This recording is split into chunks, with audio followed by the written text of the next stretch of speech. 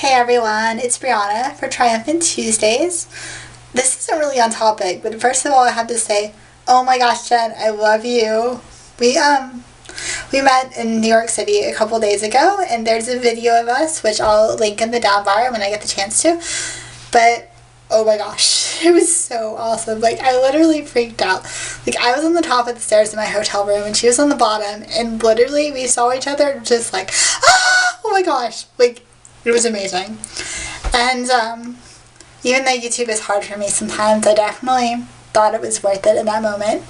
She's incredible, and I'm so grateful that I got to meet her, and I'll definitely remember that. And New York City was awesome, and I can't believe that she lives anywhere close to there, because it's definitely the best city in the world, and it made me so proud to know her and to be part of this team and to be recovered and to be here today.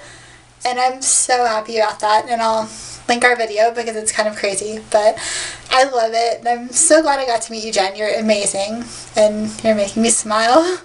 So, okay, now that I'm done with my tangent,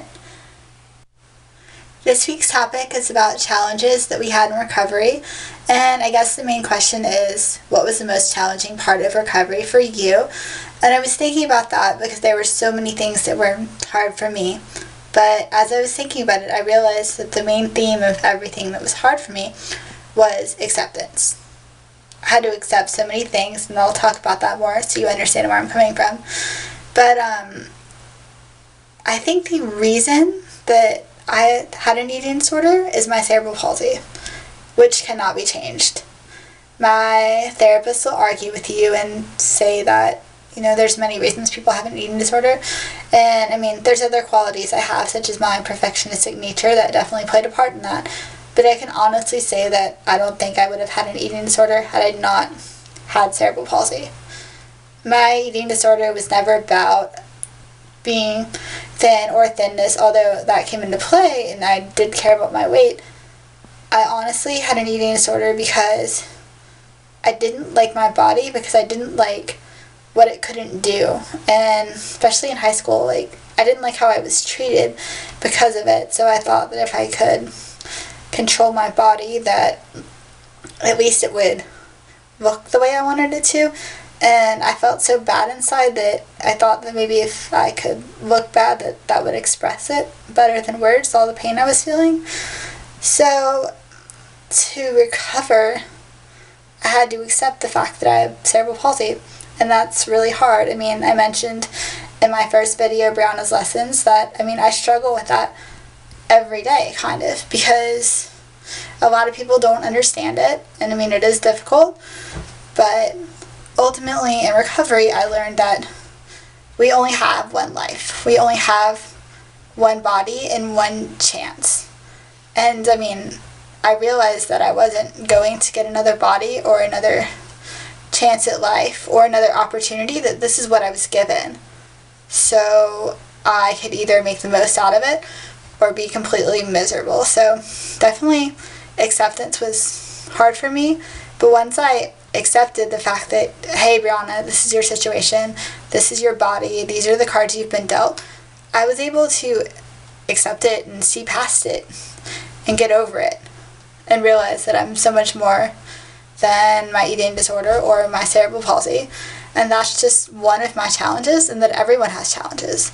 And just because you may be able to see mine and I walk down the street doesn't mean that, you know, somewhere someone else isn't hurting, or their challenges are less valid, or their challenges are less hard. Everyone has their differences and their issues, and being able to accept my own challenges and limitations really helped free me from my eating disorder. And I was talking to Jen when we were eating in New York, and what she said she really admired about me was the fact that I freed myself. And I think the way that I freed myself from my eating disorder, because as I've mentioned, like, I never had a lot of treatment, so I mean, she kind of put into words something I could never say. Like, I guess I really did free myself, and I guess I need to give myself credit for the fact that I freed myself, because I did. By accepting, like, what I had and what I was given in my life as it was, I was able to let the eating disorder go. And yeah, I did free myself. And one of the other challenges that I had to free myself from was my parents. My parents never believed that I have an eating disorder, and they don't believe me now, but I stopped making it about someone else. I started making my recovery about me, and overcoming the fact that my parents, didn't believe me. That's really, really difficult. But ultimately, I know that they still love me, and that there's some reason that they couldn't help me at the time, and that will never be answered. And I'm not saying that it's okay with me, because sometimes I wonder, do parents really love their children, like, if they're willing to let them die? But I don't think that they understand the gravity of that situation, and we get along now, and it's a lot better, but I honestly don't think that they got it. So for me, like, finding treatment and taking my situation in my own hands, and for me to stop waiting until my parents deemed me sick enough, was definitely helpful. Like, I had to realize that my parents weren't going to help me, and that wasn't a resource that I could use, and it allowed me to focus on other resources that I can, and I do use, and that helped me get better. So I guess my main advice to you guys would be, just ask yourself, or write it down. Writing it down is definitely good, but write down what's stopping you from recovering. What's your greatest challenge, and what can you do to overcome those challenges? For me, it was acceptance, but for you guys, it could be something totally different. So maybe you could write those down, and you could figure out what's stopping you from getting better. What in your life do you have to overcome to get over your eating disorder? What do you have to let go of to be able to be free? I learned so much about myself when I was recovering from my eating disorder, and I realized I have so much strength and so much to offer the world, and I'm very unique. But it wasn't until I recovered and looked back at this in retrospect that I realized, how strong I am. But I am a strong person. I'm a very unique person. I'm very charismatic. I love singing, which is something I completely forgot about when I was sick. I generally love life. I love every opportunity I'm given, and every time before I start a day, I always pray that it's a good one, and not necessarily, it doesn't have to be a good one, quote unquote. I mean, there's good that comes out of everything. There's good that comes out of bad days, but I definitely, now, I set my intention for things to be good. And if they're not, I hope that I can learn to accept them and see the good in every situation. And I can honestly say that I try very hard with everything that I'm given and every challenge I have. I can honestly say that I give 100% of myself to everything all of the time. And that gets really exhausting, but I'm really proud of myself for that, for giving 100% to everything I do and really appreciating my life. And I realize that all the experience I've had have made me stronger. And when I look at myself in the mirror, I know that life might be difficult, but because I've faced so much, I know who I am, and I'm secure in who I am, and I love myself. And that's so weird to say on camera, but yes, I love myself, and I think I'm awesome. Not in a conceited way, but I know that I'll be able to make it through anything that life throws me because of my attitude and because of what I've already overcome. And maybe you guys should look at yourselves like that. You all are so beautiful, and thank you so much for watching this channel. But everyone has uniqueness that helps them get through life. And that's what I used when I was recovering from my eating disorder. Yes, maybe I didn't have as many treatment opportunities as people.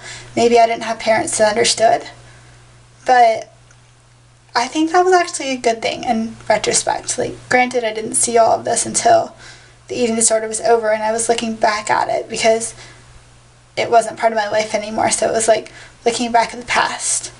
But I realized that because I didn't have so many opportunities, it made me stronger, and it made me fight more because it made the eating disorder more terrifying to me. So because I had to fight harder for recovery, I appreciate it more.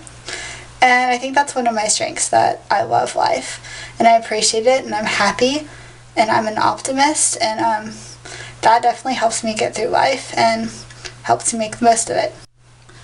One of the main roadblocks in my recovery was lack of professional treatment and support and things like that, but I'm going to keep this positive, but honestly, it was a good thing, because when I finally decided to live when I was 25, I realized that it didn't matter what I had to recover, what I didn't have to recover. I had to stop focusing on that.